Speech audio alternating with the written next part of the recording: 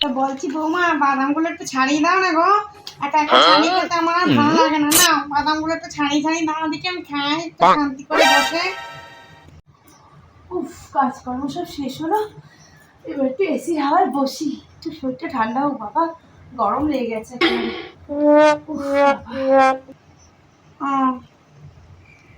হ্যাঁ, বাপের কালে কোনোদিন দেখেছো নাকি এসি? তাই জন্য তো এত এসির হাওয়া খাওয়া শখ। আমার বাবুর টাকায় দেখো, দেখে নাও এসি।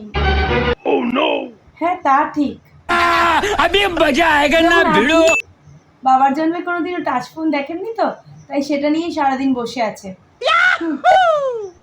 ওর বড় বড় কথা বলতে এসছে।